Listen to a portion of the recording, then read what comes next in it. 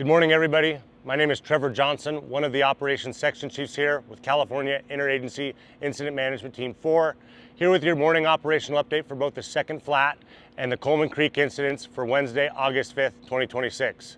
The second flat fire is now at 105,000 acres and at 55% containment.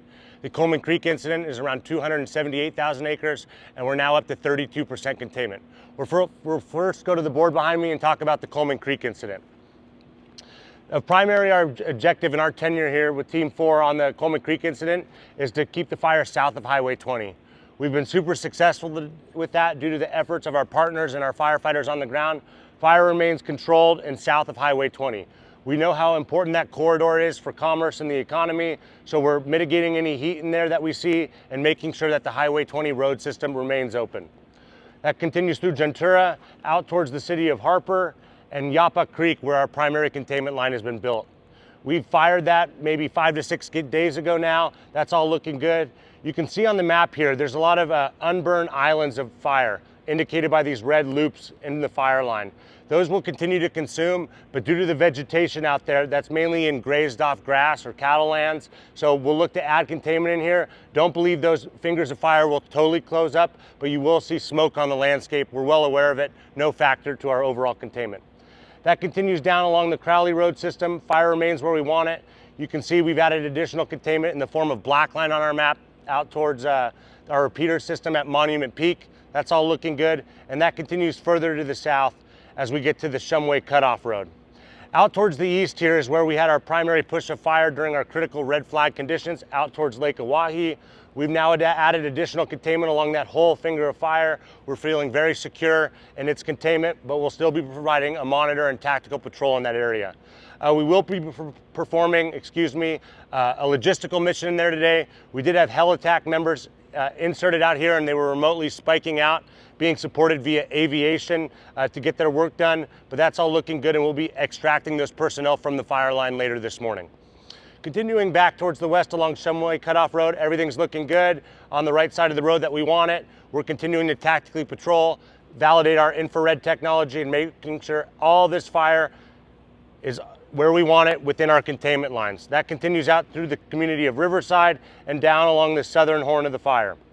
Up along the western edge of the fire, we've added all this containment in here. That's why we're up to that 32% number now. Everything remains where we want it to. We're poised, we're ready should anything threaten our overall containment, but we're feeling very secure with where we're at with the Coleman Creek incident. We'll now move over to the second flat incident. On the second flat incident, we'll start here on the northern end of the fire in the Sylvies River Road area. We've added additional containment. We've put in additional dozer line, hand line, and been performing mop up in here for multiple days. This is what we call Division Gulf. It's in the Sunflower Flat area, in the Coal Pit area, if you're familiar, and the Thousand Springs roadway area. We've added additional containment in here as the fire has consumed our unburned pockets of fuel. You still see a little bit of red in there. These are our priority areas that we've identified via IR and through our ground resources to make sure that we mop up and secure.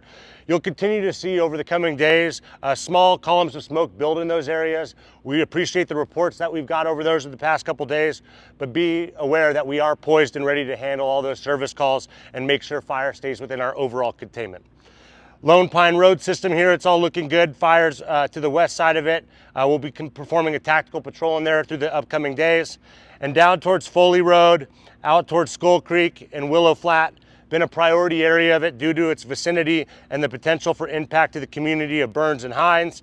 Over the past couple days, due to the progress by our firefighters, we've been able to downgrade some of the evacuation zones in the area, and now we're focused on these red areas that you see highlighted behind me as interior pockets of fuel, mainly consisting of sagebrush and juniper trees, continues to consume.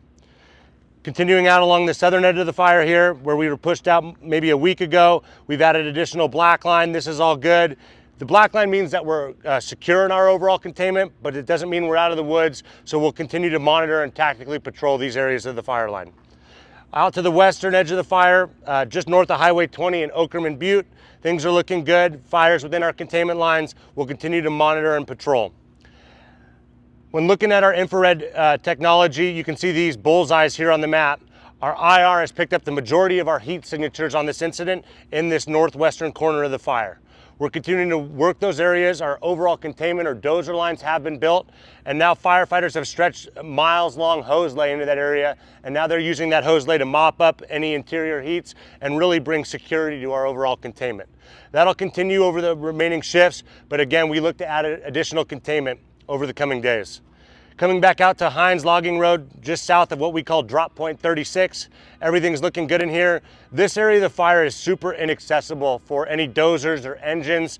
It's a lot of ravines, rocky ground that our firefighters have to access on foot. So they're out there making sure that any heat signatures are validated and extinguished, as well as making sure we're secure in our containment to prevent northern progression of the fire. That kind of rounds us out. I want to be sure to highlight we appreciate all the coordination with all of our partners out here on the incident. You will continue to see dust devils, little pockets of interior fuels continue to consume. We appreciate the notification on it, but we appreciate and want you to know that we're poised to surge resources and respond to those calls for service to keep the second flat fire within its current footprint. We do have the capability and the staffing now to also support any initial attack that happens in the area in coordination with our partners. So we'll look to add additional containment, respond to any new calls for service, and we just really appreciate everybody tuning in. Have a good day.